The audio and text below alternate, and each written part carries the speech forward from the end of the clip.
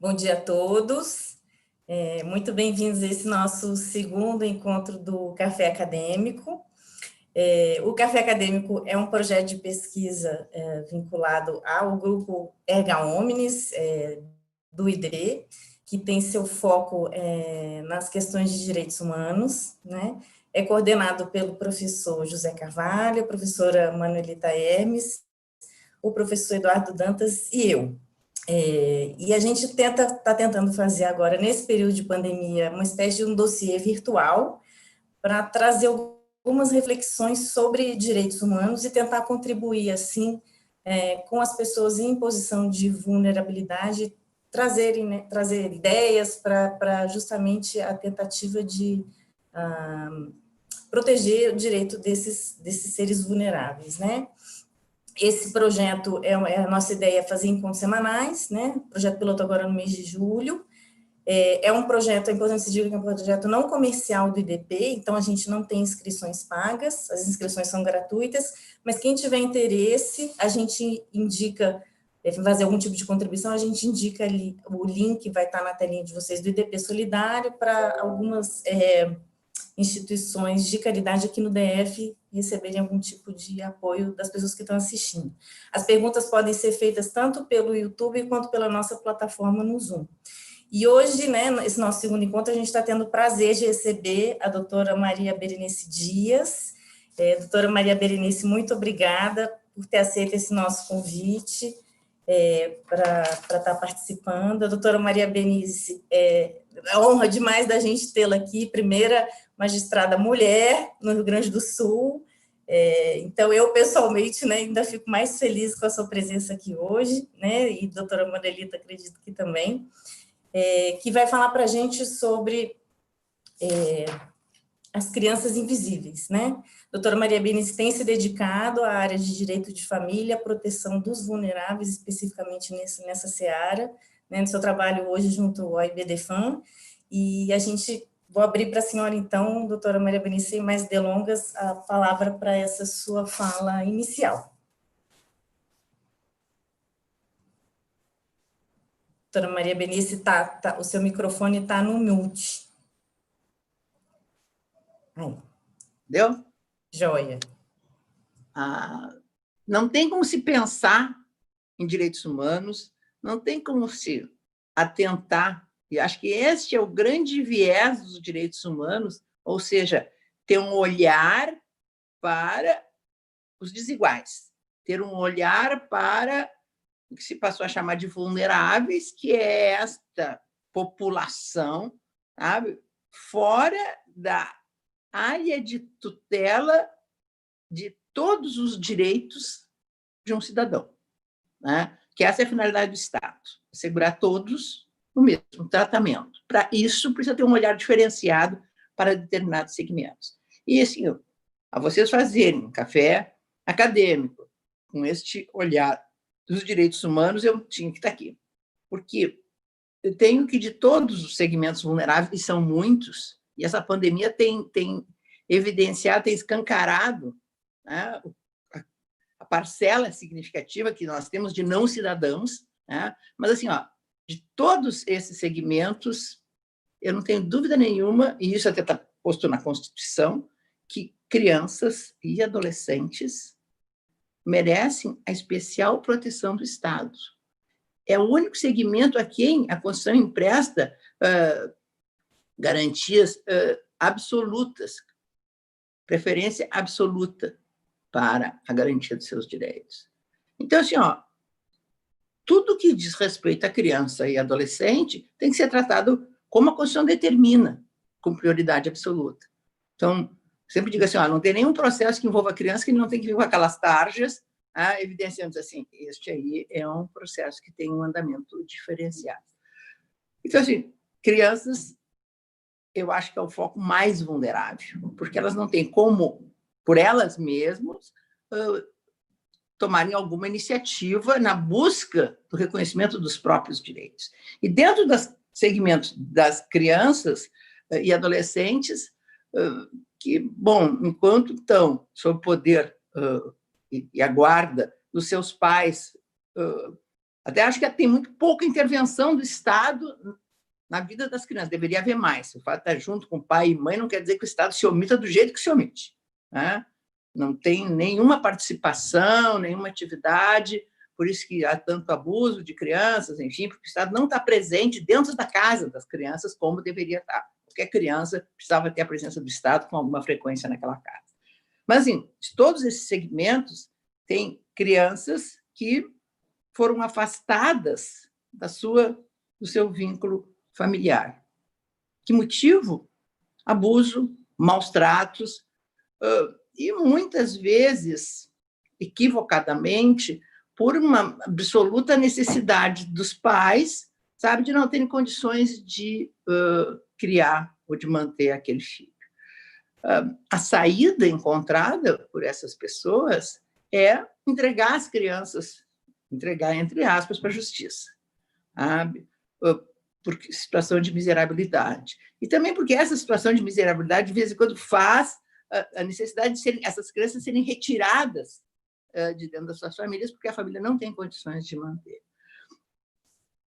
E lá elas ficam, e lá elas se perpetuam, e daí o projeto Crianças Invisíveis, de BDFAN, porque ninguém atenta a essas crianças. Nós temos no Brasil, oficialmente, 50 mil. 50 mil é um número absurdo, mas extraoficialmente é superior a 100 mil, porque não há nenhum controle. Ninguém sabe quantos abrigos tem, quantas instituições de acolhimento tem, em que pé está. Tem crianças que estão lá depositadas sem nenhum processo, nem nada, e de uma maneira equivocada, que é porque o ECA tem 30 anos, quando, à época, sabe, não havia todo esse reconhecimento do vínculo da filiação socioafetiva como prioritária à filiação biológica. Isso já tem até tema e tese do Supremo Tribunal Federal nesse sentido. Falta assim, há uma tentativa exacerbada de tentar deixar essas crianças retornarem à sua família biológica. Mas essas tentativas, sem o aparato do Estado, que não tem esse aparato do Estado, de fazer com que a família consiga retomar, ou arranjando emprego, casa, saindo das drogas, do álcool, não temos, sabe, essas políticas públicas nesse sentido. Então, assim, então fica essa tentativa estéril. Bom, quando se esgota, já se vai atrás do que se chama família extensa. Gente, família extensa não existe. Porque o próprio ECA, lá no parágrafo 2º do artigo 25, diz: família extensa é com quem é o parente com quem a criança tem um vínculo de convivência e afetividade. Eles vão atrás de parentes que moram em outro estado, que nem sabem que a criança existe, que a criança nunca viu. E assim, não existe ninguém que vá atrás dessas pessoas, não é o oficial de justiça, não é a polícia, não, nada. E isso leva anos, enquanto essa criança vai crescendo. O tempo da criança é muito diferente do tempo do adulto, né? Cada ano de uma criança corresponde a 10 anos nosso. Então, uma criança que fica 1 ano no abrigo, corresponderíamos a nós, adultos, ficar 10 anos, né? Confinado, sem nenhum tipo de assistência individualizada, sabe? Aquelas assistências são globais, e lá eles permanecem. Depois de tudo isso, e aí já bota 2 anos, 3 anos rolando, o Ministério Público entra com a ação de destituição do poder familiar. Equivocadamente, não pede, no início do processo, se está pedindo a destituição, é sinal de que os pais não vão ficar com aquela criança. E, diante disso, não pede que a criança já seja colocada em quem está na fila querendo adotá-la. Não, ela continua no abrigo. E esse processo rola. E a Defensoria Pública recorre de todos os processos. Olha, mesmo quando os pais são revés. Só depois disso, que leva 2, 3 anos, é que, bom, a criança é disponibilizada para adoção. Que idade essa criança tem? 10 anos, 12 anos? É para o bebê, muitas vezes. Claro que, nesta faixa de idade, é muito mais difícil dela ser adotada. Porque, assim, quem quer adotar tem o sonho, tá, de um filho idealizado, do filho sonhado. E a maioria delas carrega um luto quando buscam a adoção. É porque não conseguiram ter filhos, enfim. Raras pessoas buscam a adoção por opção. Não, eu não quero ter filhos, eu vou adotar, porque já tem muita criança nesse mundo, que eu acho algo assim muito interessante, esse tipo de raciocínio. Não existe isso no Brasil. Bom, então, quando ela é disponibilizada para adoção, ela já passou. E, assim, claro que no tal do cadastro, as pessoas buscam adotar, bom, crianças pequenas, que é o sonho delas, né? O filho que não tiveram. E aí há esse desencontro. E tem mais, isso aí não é tudo, não. É que, assim, ó, essas crianças passam encarceradas, mesmo quando elas já estão disponíveis para adoção, e ninguém tem acesso a elas. Não, é proibido entrar dentro. Nem quem está habilitado para adoção. Então, assim, a pessoa sonha com um filho, uma menina de olho azul, branquinha e tal, bebezinho, mas chega, se consegue entrar num abrigo, chega lá e encontra um menininho pretinho, com 5 anos, com deficiência, que não caminha e se apaixona por ele. Não tem nenhuma criança com deficiência, com algum tipo de problema, que tenha sido adotado, senão alguém não se apaixonou por ele. Normalmente, quando eles precisam ir no hospital e tal, ter algum tipo de tratamento, é que as pessoas se encantam. E deste universo de pessoas, de crianças com algum tipo de doença, deficiência, grupo muito grande de irmãos, são 23% do que temos. Então, essas crianças, literalmente, jamais terão a chance de ser adotadas, porque não têm a chance de cativarem alguém para adotá-las. Então, assim, é diante dessa realidade que o IBDFAN está fazendo todo esse esforço para ver se a gente cria mecanismos mais ágeis, sabe, para que isso deixe de acontecer, sabe? O nosso projeto é grande, os sonhos nossos são grandes, sabe, que essas crianças possam ser vistas. Eu não vejo nenhum motivo, sabe, para as pessoas não poderem conhecer, que seja por vídeo, por foto, nem foto não tem. Aparece assim, o tal do cadastro, as iniciais, a idade e a cor, só. Ninguém vai lá e escolhe, faz o NIDU-NIT para escolher. Então, este aqui, não sei o que é, não sabe de onde é, sabe? Então, assim, eu confesso que eu acho que está tudo errado. Mas acho assim, não adianta a gente fechar os olhos, dizer, esse problema não é meu, eu não tenho nada a ver com isso. Não, esta é uma responsabilidade de todos nós. Essas crianças são filhos de todos nós, eu chamo são os filhos do Brasil.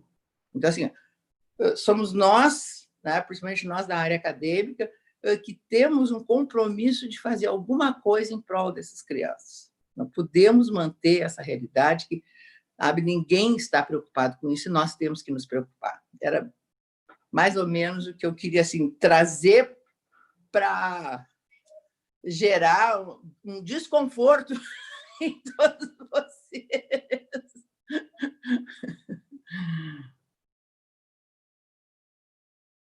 Joia, professora Maria Berenice.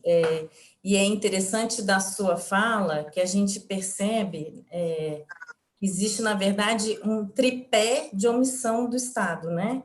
Existe a desproteção da mãe que não quer ser mãe e tem interesse em entregar aquela criança para adoção, do casal, do provável casal que gostaria de receber um filho em adoção e principalmente da própria criança, né? Então, você vê que é uma desproteção, digamos, integrada, né? O Estado se omite reiteradamente na proteção dessas parcelas, né, populacionais. E aí, doutora Maria Berenice, a senhora falou, né, da questão dos processos que demoram tempo, da defensoria que está sempre recorrendo, né, da não racionalização desse processo judicial de adoção, e eu queria lhe perguntar justamente algo nessa linha. Quem que a senhora acha que exerce o papel mais dificultador desses procedimentos de adoção? Seria o Ministério Público, que não exerce devidamente seu papel de custos legis, a Defensoria Pública, que reiteradamente apresenta recursos para que a coisa não se consolide, supostamente fazendo uma defesa do adotando, ou o próprio Judiciário, que não consegue prescrever medidas em tempo suficiente para que aquela criança possa receber um lar no tempo devido. De quem que a senhora acha que é o ato omissivo ou comissivo maior nesses casos? No âmbito penal, porque eu acho que isso é um crime que se pratica, há uma culpa concorrente. Sabe? Assim, são instituições que não conversam entre si sobre esse tema. Um culpa o outro da responsabilidade do outro. Claro que a responsabilidade primeira é do Estado, né? Bom, que não acompanha essas mães neste ato de entrega. Quando a mãe manifesta o desejo de entregar o filho, ela quer entregar o filho para adoção. Ela não quer entregar o filho para que ele fique anos numa instituição. Por isso acontecem essas adoções diretas, que eu confesso que eu sou favorável a elas, né? Porque a mãe tem o direito de escolher a quem entregar o seu filho. A sua patroa, a quem professa a mesma religião, algum casal que ela acha maravilhoso. Eu não vejo nada errado nisso. Só acho que isso precisa ter a chancela do Estado. A mãe elege, né, quem, e essas pessoas todos têm que ir para o Poder Judiciário passar por um estudo tal para ver que não, então está tudo bem, adota. Sabe? Esse seria o mecanismo mais eficiente. Assim, então, e depois, essas instituições de abrigamento, elas são um horror. Tem umas que são do Estado, outras são dos municípios.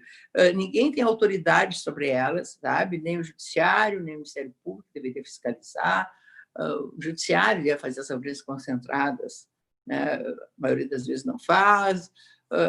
E assim, no processo de destituição do poder familiar, quem atua em nome da criança é o Ministério Público. É ele que entra com a ação para ser destituído, para aquela criança, sabe, ter uma outra oportunidade de ter um lar. Né? A Defensoria Pública, ela vem e atua enquanto representante dos pais. Né? Só que assim, a alegação que é feita sempre pelos defensores é que eles têm uma orientação superior de que devem recorrer de todos os processos, todos. Por isso, esse inchaço de recursos nos tribunais, tá? Quase inviabilizando os tribunais, mas simplesmente, de uma forma indiscriminada, eles são obrigados a recorrer. E eu digo, olha, o Ministério Público também, a função do Ministério Público é acusar no crime e, às vezes, pede a absolvição do réu. Né? E depois, assim, a Defensoria Pública recorre para não haver a destituição do poder familiar, mesmo quando os pais são revés, os pais sumiram. Ela atua pelos pais. Então, assim, se ela não quer a destituição, que fim vai levar essa criança? Ela vai se eternizar dentro do abrigo? Eu sempre digo assim, olha, a Defensoria Pública, quando recorre nesses processos, ela deve assumir a responsabilidade de levar essa criança para casa. Porque, né, as crianças, se não for destituída, não vai ser adotada, não vai ser entregue em nenhuma situação. Então, assim, todo mundo tem a sua parcela de responsabilidade e essa falta, olha, de estabelecer uma engrenagem mais ágil, que é essa pretensão desse projeto, que nós estamos fazendo reuniões com os representantes da magistratura envolvidos com o tema, do Ministério Público, com a Defensoria Pública, e hoje, inclusive, tem esse encontro com os advogados que trabalham com essa área. Bom, porque nós temos que azeitar essa máquina, nós temos que encontrar mecanismos mais ágeis. O ECA, que não traz os processos, os procedimentos que devem ser realizados, não traz. Né?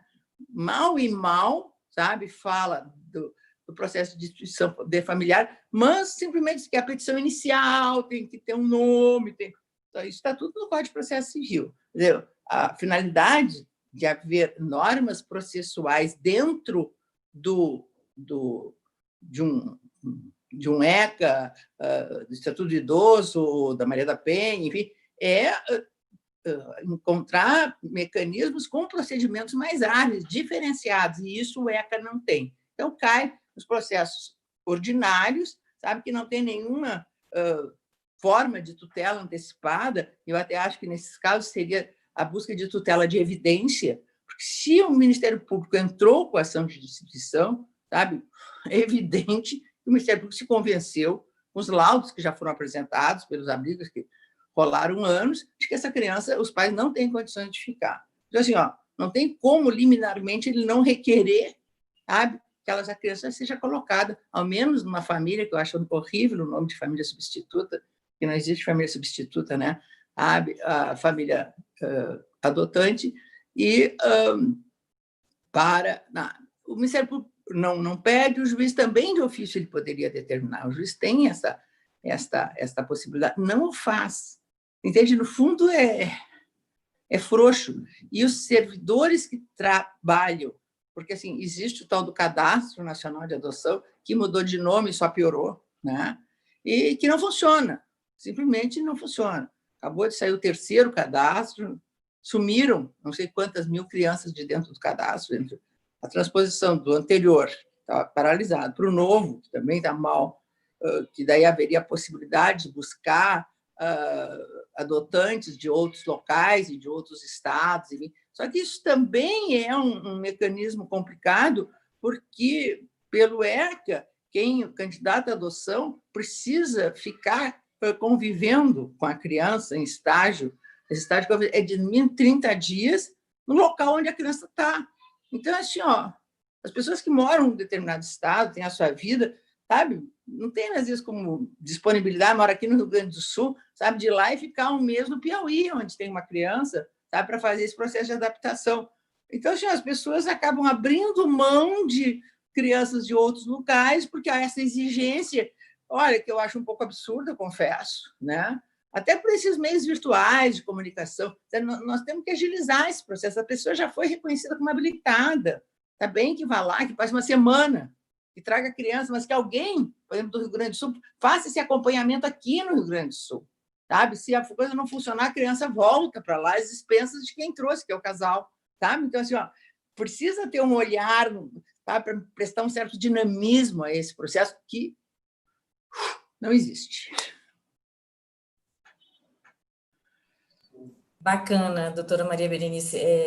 E é interessante, né, porque a gente tem o judiciário nas instâncias superiores valorizando justamente o vínculo afetivo, né, que é a decisão do Supremo no caso do reconhecimento das uniões homoafetivas, e o judiciário nas instâncias ordinárias meio que finge que isso não é importante, né, então, realmente, é uma pena que isso não tenha sido absorvido pela máquina, né, do judiciário todo, como a senhora prevê. E esse dinamismo que a senhora faz menção é inimaginável, né, no mundo de hoje, as coisas acontecerem com tanto emperramento ainda. Não, e depois, assim, nós temos uma realidade atual muito perversa, né?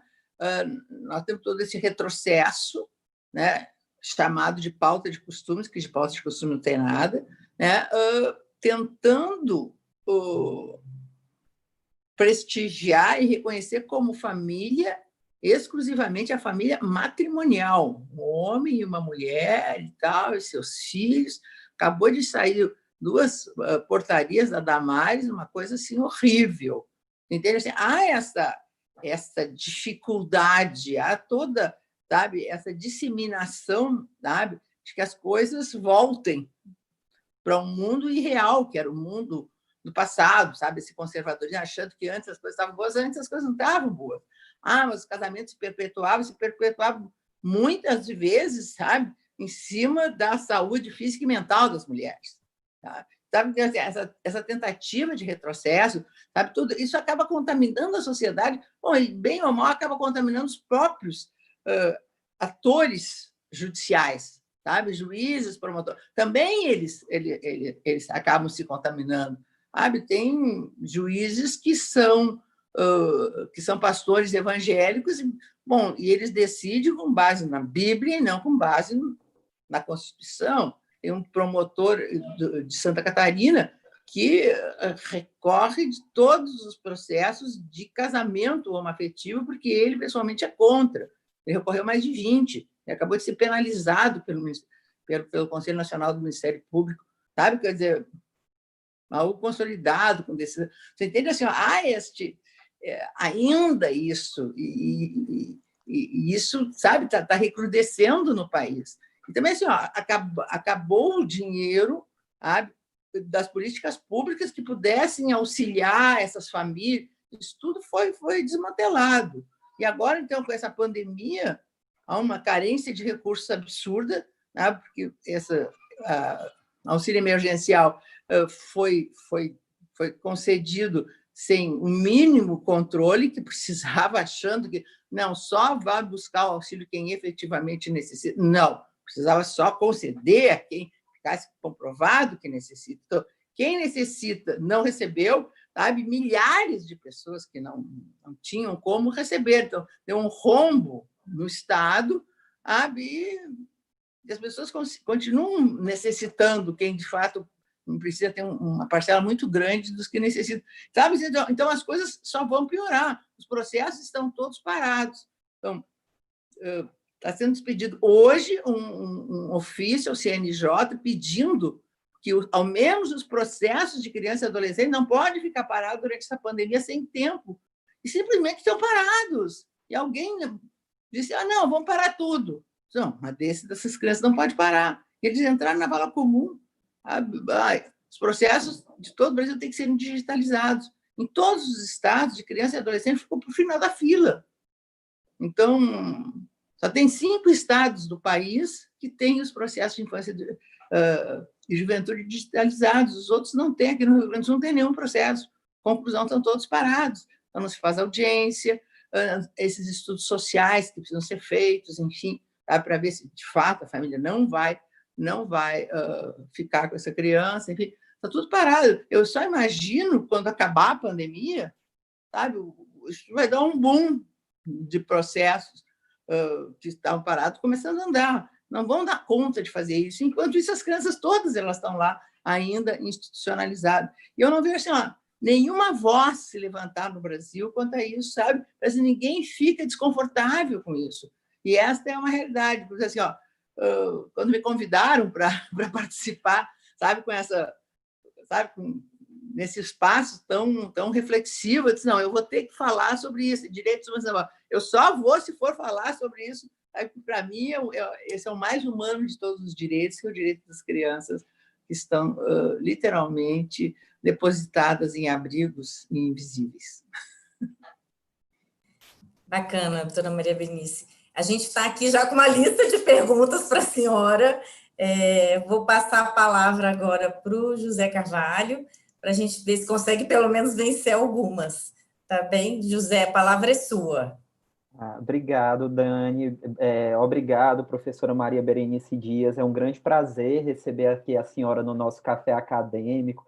A senhora que é uma grande referência para a gente nessa luta de proteção dos direitos humanos, de proteção das famílias que estão em uma posição mais vulnerável, que não tem o mesmo reconhecimento social, o mesmo respeito que a família considerada tradicional, mas que a gente está lutando e conseguindo, a pequenos passos, uma maior aceitação, um tratamento mais igualitário. Desde o seu trabalho lá no Tribunal de Justiça do Rio Grande do Sul, a senhora sempre foi uma referência, então uma satisfação muito grande que eu sinto enquanto professor de receber hoje aqui a senhora, que é uma pessoa que me inspirou, para poder passar uma mensagem também para os nossos alunos, pessoas que a gente está tentando motivar. E eu sei que essa é uma luta muito difícil, mas tenho certeza que o simples fato de a senhora vir aqui, compartilhar suas reflexões sobre esse tema tão necessário que é a proteção de crianças invisíveis, esse projeto do IBDFAM, nos mobiliza enquanto pesquisadores, mobiliza os nossos alunos a fortalecer essa rede de proteção em prol dos direitos humanos e dos grupos mais vulneráveis.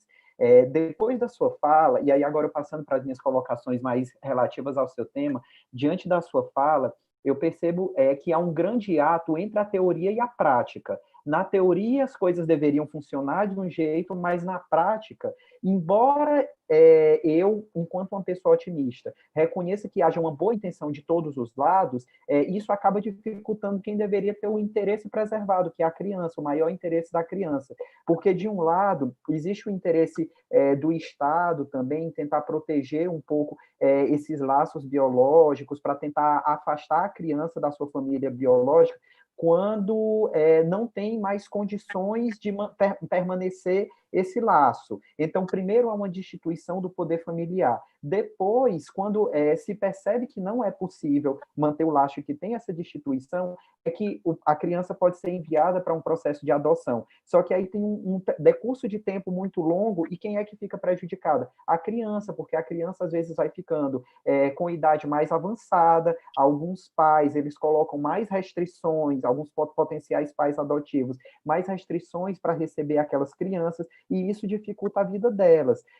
Então, eu queria saber da senhora, nesse projeto que vocês estão discutindo, nessas medidas dinâmicas e inovadoras, se a senhora já tem algum exemplo de boa prática que está sendo adotada ou que foi adotada, alguns casos que considere mais relevante, em que houve essa conciliação dos dois interesses de manutenção da família biológica e de preservação do maior interesse da criança. E eu recebi aqui uma pergunta de uma colega também, professora, que está fazendo pós-doutorado na Universidade de Salamanca, a doutora Nayara Moraes, que ela demonstrou uma preocupação, porque a senhora falou que é favorável à possibilidade de os próprios genitores biológicos escolherem a família para quem vai ser doada, para quem a criança vai ser entregue para adoção. E em outros países essa prática existe, há uma espécie de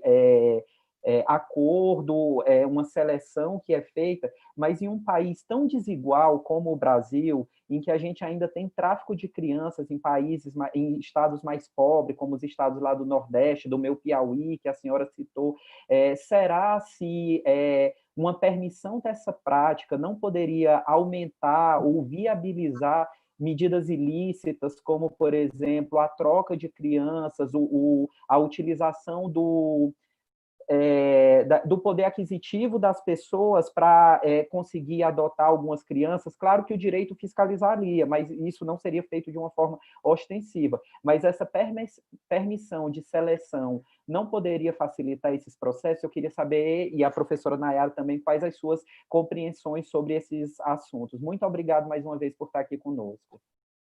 Não, eu reconheço que, eventualmente, se poderia pensar, olha, pessoas vão, entre aspas, comprar filhos.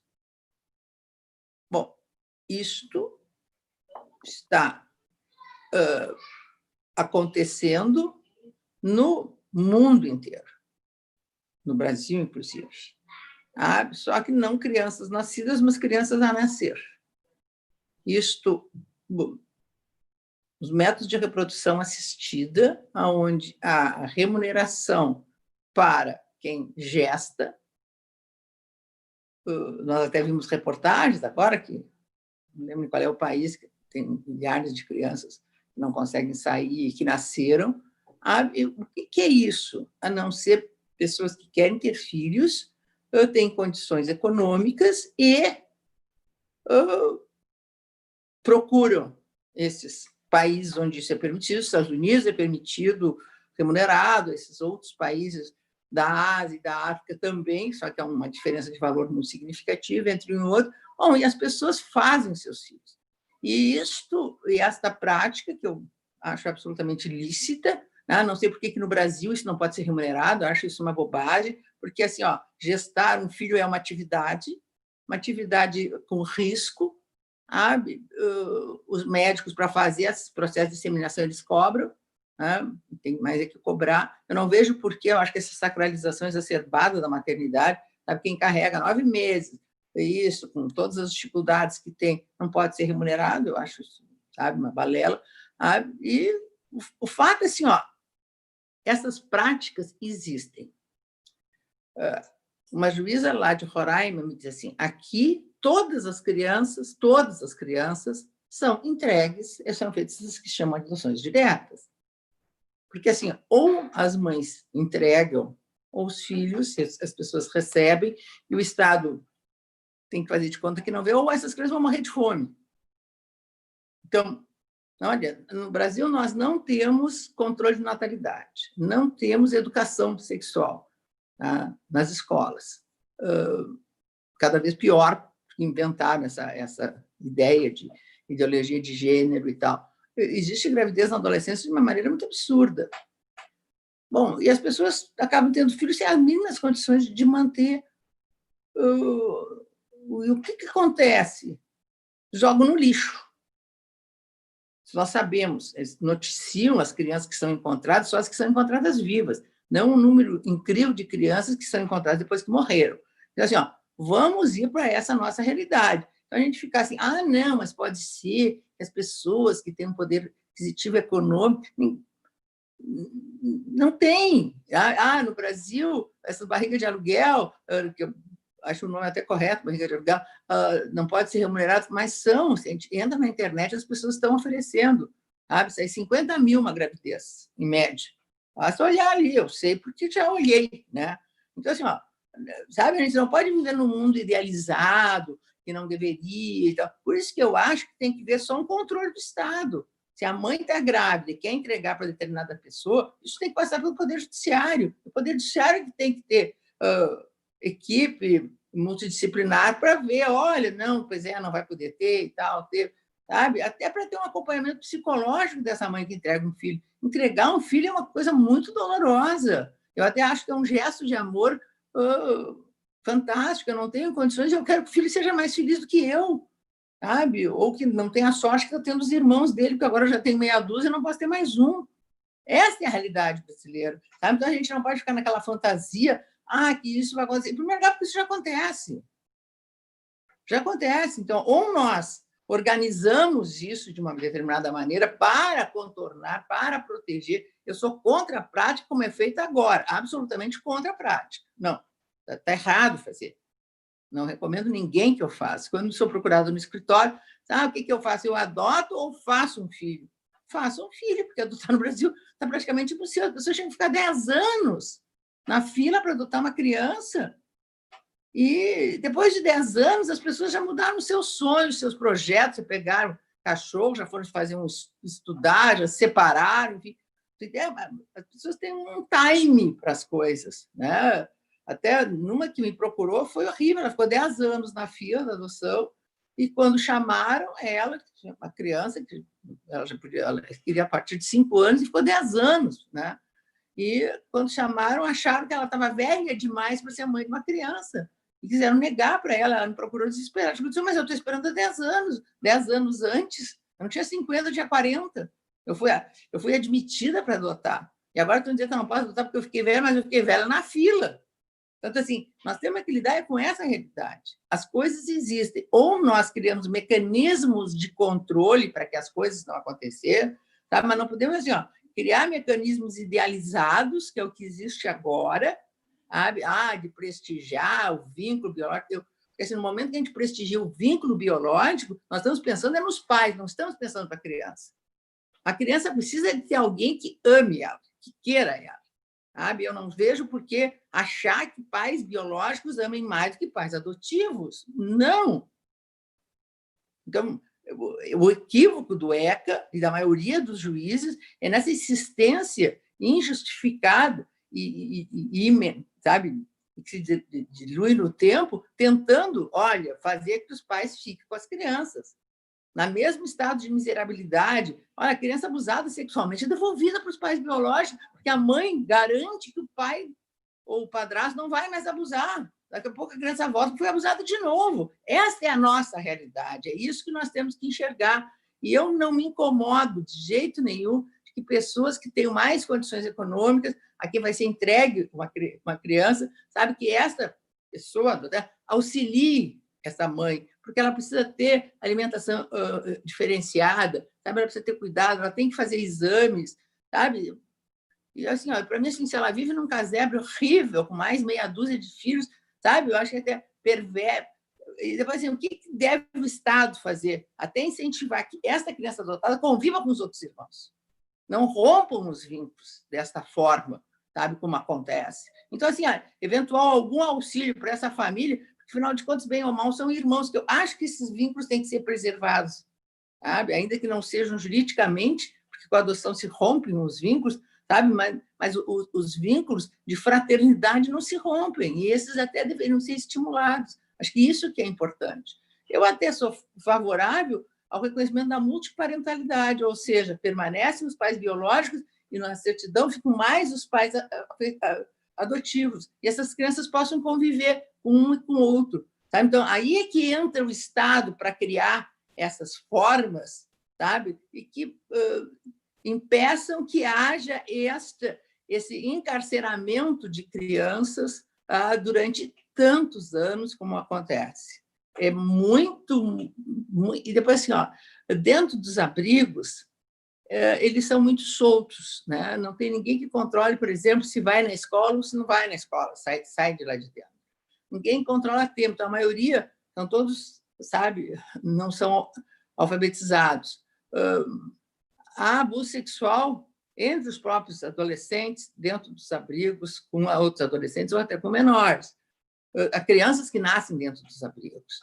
E isso, assim, muitas vezes contando com a conivência desses, sabe, desses agentes que cuidam dos abrigos, porque esses abrigos, as pessoas recebem para ter esses abrigos, sabe? É no mínimo um salário mínimo por criança. Então, quem tem 20 crianças recebe R$20 por mês. Então, não tem nem interesse que as crianças saiam. E é da responsabilidade deles ter essa equipe interdisciplinar dentro dos abrigos. Olha, que critério é esse? Quem tem que fazer isso é o Estado. Sabe? Tem que ser servidores do Estado que tem que ir nos abrigos para fazer esses exames. Eles não têm interesse que as crianças saiam. Então, os exames saem, não está preparado, não pode. Depois dos 12, 13 anos, onde essas crianças estão soltas, elas nem querem ser adotadas, elas nem querem mais ter regras, porque elas não têm. Sabe? Então, há até resistência das crianças de quererem ser adotadas depois de muito tempo. Elas têm uma vida sem regras lá dentro. Sabe? Eles cuidam lá dentro mais dos pequenininhos, que estão chorando. Os mais velhos estão soltos, saem e voltam. Então, esta realidade, e são lugares horríveis, féticos, mal estruturados. Aqui no Rio Grande do Sul, nós estamos passando por um frio bárbaro, não tem nenhum que tenha ar-condicionado, sabe? Se é que tem estufa, uma estufa também é perigoso, onde tem muita criança, sabe? Está mal, de fato está mal. Então, nós não podemos ficar com sonho, não, mas então a mãe não pode. É só o Estado participar de uma maneira mais ativa, mais responsável, que é isso que o Estado não faz. Ele não tem a mínima responsabilidade com relação a essas crianças. Depois, assim, essa retirada da família biológica é feita pelos conselhos tutelares. E os conselheiros tutelares, esse mecanismo que foi criado, até quem criou já confessou publicamente que se arrependeu de serem pessoas da própria comunidade, né? Só que são pessoas completamente desqualificadas, que não recebem nenhum tipo de treinamento ou de acompanhamento. Quando eu era desembargadora, haviam recursos de pessoas que queriam se candidatar a conselheiros tutelares sendo analfabetos. Quando eu acho que tinha que ser um corpo de servidores, psicólogos e assistentes sociais, esses tinham que ser conselheiros tutelares, sabe? Isso aí virou, e nós sabemos disso, sabe, espaço eleitoral para os evangélicos. Todos os conselhos tutelares do Brasil estão dominados pelas igrejas evangélicas. Quem é que vai votar? Vai votar quem o pastor manda. E vão lá e votam nesses pastores, ou se candidata aquele que quer ser vereador, enfim, para fazer aquilo ali de meio de visibilidade. Então, essa é a realidade, sabe? Então, sabe, nós temos que mudar. Se nós não chegarmos no mundo de uma forma ideal, vamos ao menos uma forma menos perversa. Muito obrigada, doutora Maria Berenice, pelas suas palavras e a ideia de se tirar esse véu, né, da idealização dessa situação para permitir que o Estado realmente haja dentro da realidade que nós temos hoje, né? Doutora Maria Berenice, vou passar a palavra para a professora Manuelita Hermes, que também tem uma pergunta para a senhora, tá, para a gente encaminhar os nossos debates. Manuelita, a palavra é sua. Bom dia. Inicialmente, eu gostaria de cumprimentar a doutora Maria Berenice Dias pela excelente exposição crítica, que traz tantas reflexões, professora, necessárias sobre as crianças invisíveis. É uma enorme satisfação tê-la conosco e agradecemos a aceitação do nosso convite para participar e vir aqui tomar um café acadêmico. Eu tenho, na verdade, 2 questionamentos. O primeiro é quanto à vulnerabilidade, dentro das vulnerabilidades, ou melhor, as interseccionalidades que põem em contato o racismo e a interação com as outras vulnerabilidades, com os efeitos sociais e afetivos também em relação às crianças. Eu gostaria, então, que a senhora explicasse um pouco mais o projeto do IBDFAN, que a senhora mencionou na sua exposição, no tocante às crianças, que podemos chamar de crianças não sonhadas. São as crianças negras, pretas e com idade elevada também. E a minha segunda pergunta refere-se à sua fala, quando a senhora relatou a omissão do Estado na sociedade, ou melhor, nas casas, nas famílias. E eu gostaria de obter sua análise, ainda que breve, em relação ao período atual da pandemia instalada, em que há, ou se pretende que haja, na verdade, um isolamento social, em que as famílias estão mais presentes em suas casas e o Estado talvez ainda mais afastado. Poderíamos dizer que há uma urgência dentro da emergência de Covid-19 em relação às crianças e à omissão estatal? Agradeço mais uma vez a sua presença aqui conosco. Manuelita, deixa eu dizer assim, a realidade das crianças abrigadas, a maioria delas são não brancas, né? Ou são pardas ou são negras. A maioria dos candidatos à adoção são brancos, porque são esses que têm, né, nós sabemos, uma condição econômica um pouco melhorada. Há até um movimento no Brasil de que não deveriam ser entregues à adoção para famílias brancas, crianças não brancas, porque elas vão viver num meio que não é o dela.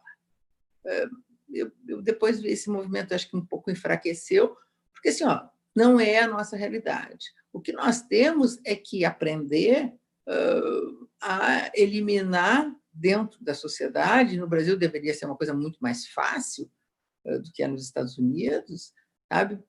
Por esse nosso multiculturalismo, sabe? E esse nosso colorido caleidoscópico, né? Nós somos um arco-íris, né? de raças. E ainda que o sonho idealizado das pessoas sejam de crianças brancas, está havendo uma mudança de perfil, né? Os grupos de apoio à adoção, que normalmente são formados por pessoas que adotaram, e que buscam fazer o que chamam busca ativa, eles estão motivando muito esses candidatos a adotarem crianças maiores, se afastarem do modelo sonhado, ou crianças com algum tipo de deficiência, algum tipo de doença, ou crianças não brancas.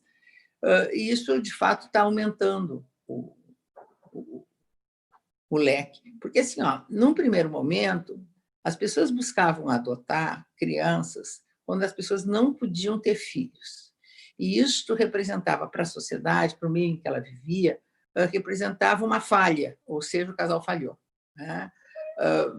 Porque não conseguiu ter filhos. Então, assim, a adoção era cercada de silêncio e de mentiras, aonde o filho que nascia ficava como se fosse um filho biológico. As pessoas não sabiam, não contavam para as crianças que eram adotadas.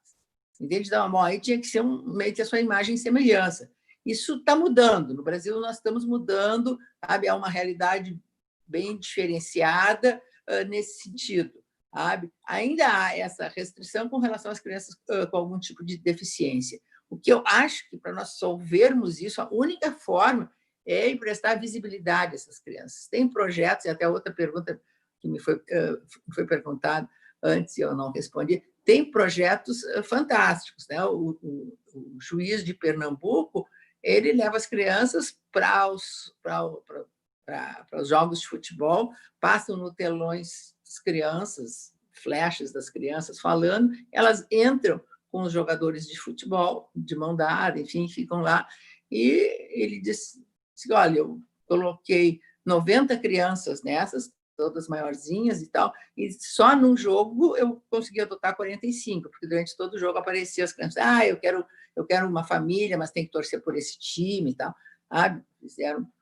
Então, assim, mas não adianta nós termos isso de uma forma isolada, né? Então, para incentivar esse tipo de adoção interracial e também com crianças com algum tipo de deficiência, nós temos que dar visibilidade a essas crianças, é o que nós não temos. o teu segundo questionamento foi, agora me passou, porque eu voltei para o questionamento anterior. Marianita, me diga. Foi em relação à pandemia, professora, e o isolamento social. A pandemia e a horrível. Como? Isso. A pandemia ficou horrível. Então, assim, o que alguns juízes fizeram? Mas, assim, não houve uma orientação do Conselho Nacional de Justiça que o fizesse. Então, assim, iniciativa de alguns juízes para evitar isso, acabaram entregando as crianças para esse projeto que tem de apadrinhamento afetivo, só que na lei diz que padrinho afetivo não pode adotar, que eu acho uma estupidez. Vive com a criança, sabe? Convive com a criança. Não, mas adotar não pode, né? Então, assim, acabaram entregando essas crianças, muitas estão sob a guarda para esvaziar os abrigos, né? Para evitar isso. Mas isso também, assim, foi algo isolado de alguns juízes que tomaram conta. As crianças estão lá, bom é que as crianças não se contaminam tanto, mas, assim, as pessoas que circulam dentro dos abrigos, bom, elas usam o serviço público de transporte, andam de ônibus, e nós sabemos das coisas como acontecem. Então, essas coisas não estão protegidas lá dentro. Bom, e como todos os processos estão parados, no momento que os processos andarem, bom, vão andar todos ao mesmo tempo, isso dá um atraso bárbaro nos processos.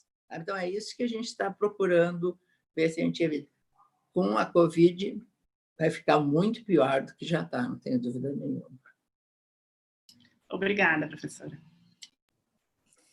Obrigada, doutora Maria Berenice. O José está me pedindo aqui uma palhinha de minutos para ele falar umas últimas palavras, antes da gente estar se encaminhando, infelizmente, para o encerramento do nosso café. A gente poderia ficar a manhã inteira conversando aqui com a senhora, porque é tanta informação, são assim, de extrema importância.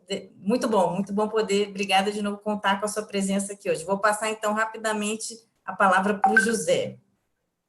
Obrigado, Dani. Professora, depois dessa sua fala e de acompanhar algumas palestras, acompanhar os textos que a senhora escreve, eu acho que a principal contribuição que eu tiro enquanto jurista das suas reflexões é a sua postura crítica de romper paradigmas, porque tem alguns paradigmas que são apresentados para a gente como dogma ou como pressuposto, e na realidade não são dogmas ou pressupostos, são decisões, e a gente historicamente tem essas decisões. A gente no passado já teve decisões, por exemplo, que estabeleciam um tratamento diferenciado entre filhos havidos dentro do casamento legítimo e filhos bastardos, fora do casamento legítimo. Felizmente, nós rompemos essa decisão e hoje temos um tratamento em relação aos filhos que é uniforme. Mas nós temos alguns dogmas, algumas sacralizações ainda. A sacralização do vínculo biológico, a sacralização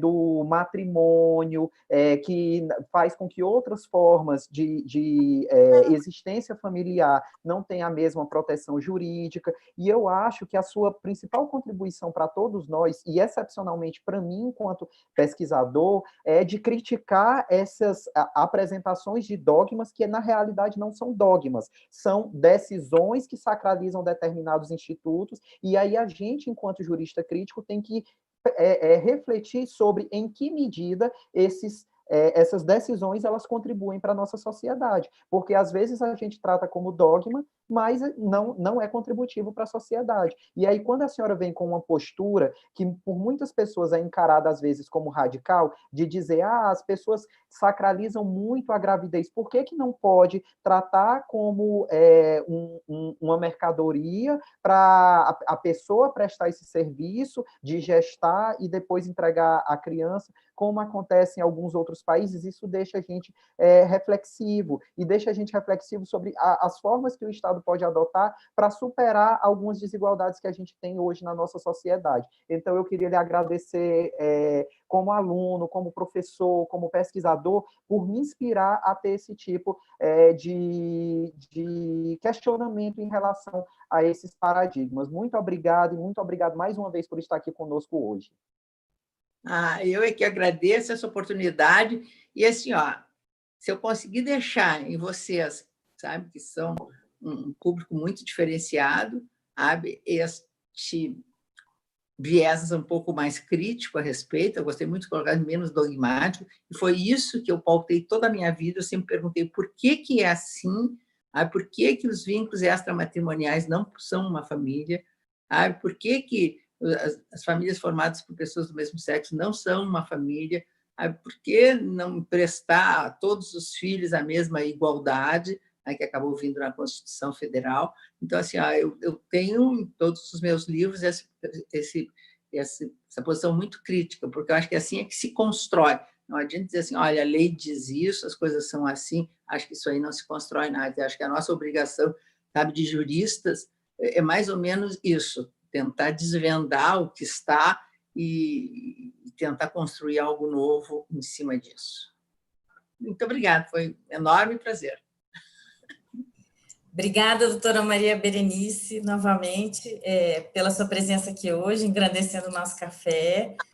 Já estamos, infelizmente, encerrando essa sessão. Gostaria de lembrar todo mundo que semana que vem a gente tem um novo episódio do nosso Café Acadêmico para falar com a fala do doutor Wallace Cobo, falando de racismo estrutural. Convido a senhora, inclusive, para se quiser se juntar no dia. E queria deixar espaço, caso a senhora queira, para as suas últimas considerações aqui no nosso espaço. Por favor, continuem fazendo exatamente o que vocês estão fazendo, sabe? Pensando, refletindo, aproveitando esses espaços, sabe, que agora nós temos mais na nossa vida, para reconstruirmos, às vezes, as nossas ideias, sabe? E isso motive novas ações. Eu sempre vi a justiça muito imobilizada, muito engessada com relação à lei, quando nós temos que ir além da lei e acabarmos olhando para a realidade da vida como ela é. É esta função do Estado, enxergar a vida como ela é e normá-la como ela é, não como o Estado gostaria que ela fosse, né? Acho que essa é a grande diferença. Mas foi um prazer. Muito obrigada, doutora Maria Berenice. Nós nos despedimos aqui, então. Uma boa semana para todos. Obrigada mesmo.